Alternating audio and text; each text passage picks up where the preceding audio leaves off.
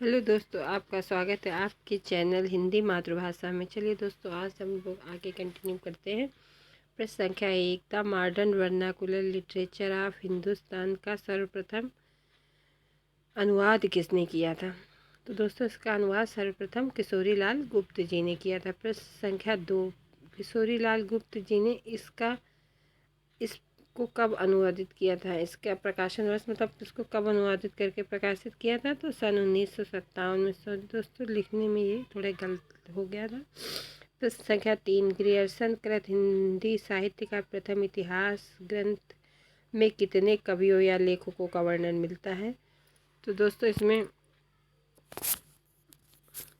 952 कवियों या लेखकों का वर्णन मिलता है। लेखकों का वर्णन है मतलब इसे बड़ा ग्रंथ है।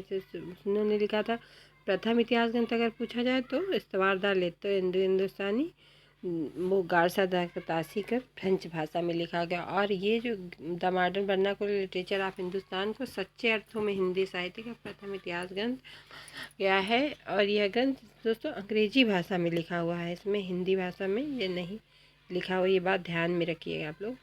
प्रश्न संख्या 4, हिंदी साहित्य इतिहास ग्रंथ में कवियों या लेखकों का वर्गीकरण किस प्रकार किया गया? तो उत्तर काल क्रमानुसार। दोस्तों, एक बात और भी ध्यान में रखनी है कि जो पहला ग्रंथ था उसमें वर्णाक्रमानुसार किया गया था, और सर्वप्रथम किस ग्रंथ में कालक्रम का ध्यान रखा गया? तो तज़किरा ई सुरई ग्रंथ में सर्वप्रथम मौलवी करीमुद्दीन कृत में किया गया। तो प्रश्न संख्या 5, मिस्र बंधु विनोद ग्रंथ के लेखक का क्या नाम है? उत्तर मिस्र बंधुओं। प्रश्न संख्या 6, मिस्र बंधु विनोद का प्रकाशन वर्ष कब हुआ और कितने भागों में? तो दोस्तों, इसके प्रथम 3 भाग का प्रकाशन सन 1913 ईस्वी में और चतुर्थ भाग का प्रकाशन सन 1934 ईस्वी में हुआ। मिस्र बंधु विनोद जो है ये भी दोस्तों बहुत बड़ा, हिंदी साहित्य में शायद सबसे बड़ा इतिहास ग्रंथ है। इसके प्रथम 3 भाग का प्रकाशन जो 1913 में हुआ और इसके चतुर्थ भाग का प्रकाशन 1934 ईस्वी में हुआ। जो चतुर्थ भाग का प्रकाशन काफ़ी टाइम बाद किया गया है। प्रश्न संख्या 7, मिस्र बंधु विनोद ग्रंथ में कितने कवियों या लेखकों का उल्लेख किया गया? तो उत्तर इसमें 4591 कवियों या लेखकों का वर्णन मिलता। देखा दोस्तों, सबसे बड़ा है अभी तक जितने हुए। पहले था इस्तवार दालेतुन में 738 थे, जिसमें हिंदी के सिर्फ 72 कवि ही थे। उसके बाद शिव सिंह सरोज जिसमें 838 कवि थे। और उसके बाद आया the modern vernacular literature of Hindustan, उसमें 952 कवि थे। और इसके बाद आया मिस्र बंधु विनोद जिसमें 4591 कवियों या लेखकों का वर्णन मिलता है। प्रश्न संख्या 8, हिंदी साहित्य इतिहास ग्रंथ लेखन की परंपरा में किस इतिहास ग्रंथ का स्थान सर्वोच्च माना जाता है? तो उत्तर हिंदी साहित्य का इतिहास शुक्ल जी द्वारा रचित। दोस्तों, ये हिंदी साहित्य का इतिहास शुक्ल जी द्वारा रचित समझो हिंदी पाठ्यक्रम में सोचो समझो रामायण के बराबर सोचो इसका महत्व है। शुक्ल जी तो बहुत मेन है हिंदी साहित्य के इतिहास में। शुक्ल जी का एक ग्रंथ और शुक्ल जी दोनों ही बहुत महान व्यक्तित्व हैं। शुक्ल जी का इतिहास ग्रंथ पढ़े बिना आप हिंदी साहित्य के बारे में समझ नहीं सकते दोस्तों। प्रश्न संख्या 9, आचार्य शुक्ल जी कृत हिंदी साहित्य इतिहास का प्रकाशन वर्ष कब हुआ?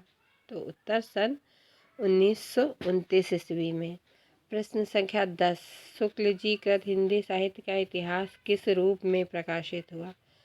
उत्तर यह ग्रंथ नागरी प्रचारणी सभा द्वारा प्रकाशित हिंदी शब्द सागर की भूमिका के रूप में प्रकाशित है।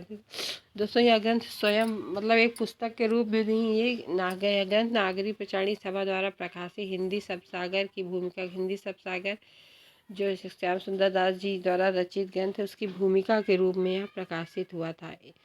प्रश्न संख्या 11, इस ग्रंथ में कितने कवियों या लेखकों का वर्णन मिलता है? उत्तर इस ग्रंथ में 1000 कवियों या लेखकों का वर्णन मिलता है। अब तक आपने देखा कि तरह किसी में 738 है, किसी में 952 है, किसी में 4591 हैं और इस ग्रंथ में 1000 कवियों या लेखकों। और दोस्तों इस संख्या भी ध्यान रखनी है कि किसने कितने कवि या लेखकों का वर्णन किया है।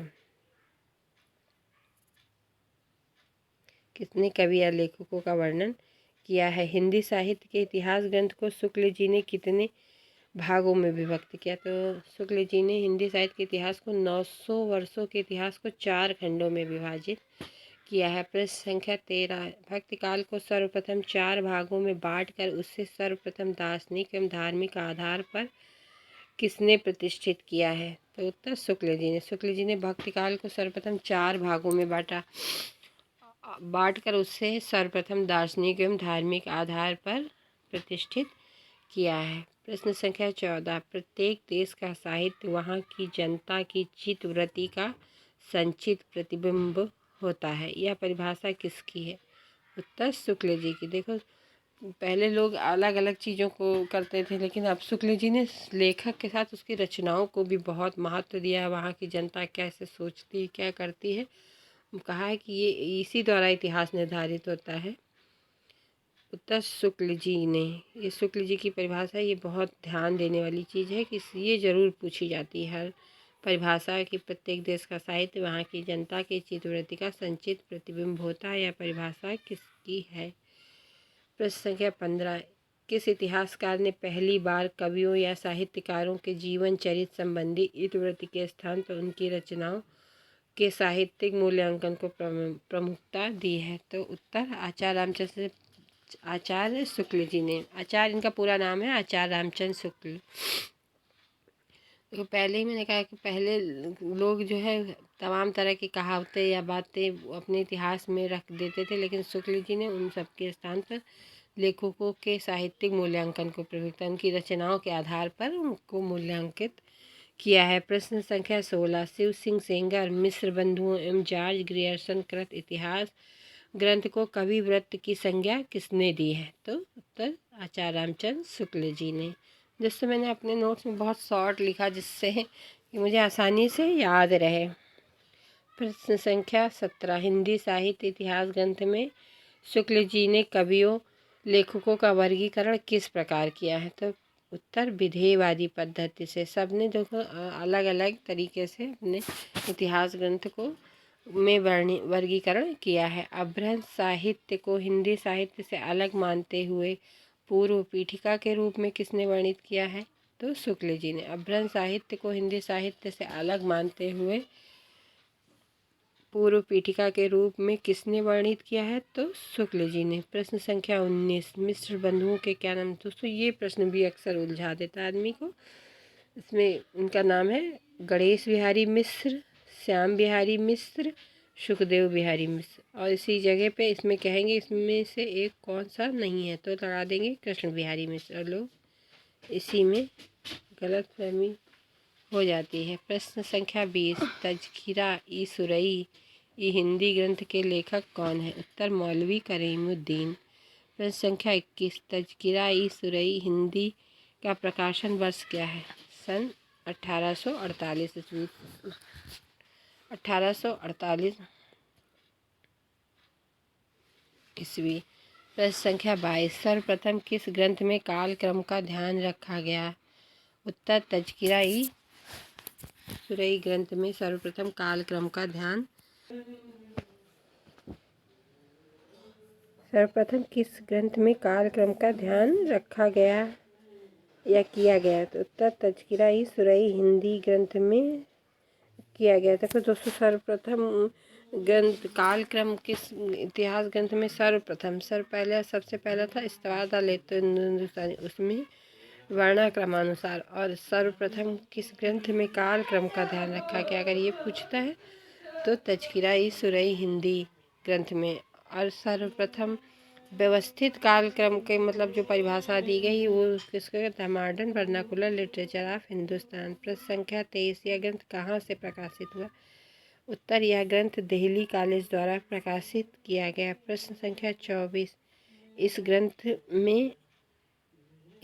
में तज़किरा सुरई हिंदी ग्रंथ में कितने कवियों या लेखकों का वर्णन किया गया? तो उत्तर, इस ग्रंथ में 1000 कवियों का विवरण है तथा इसमें हिंदी के कवि हैं सिर्फ 62 कवियों का उल्लेख मिलता है। प्लीज़ दोस्तों लाइक शेयर एंड सब्सक्राइब अगर मेरी थोड़ी सी भी मेहनत आपको अच्छी लगी हो तो।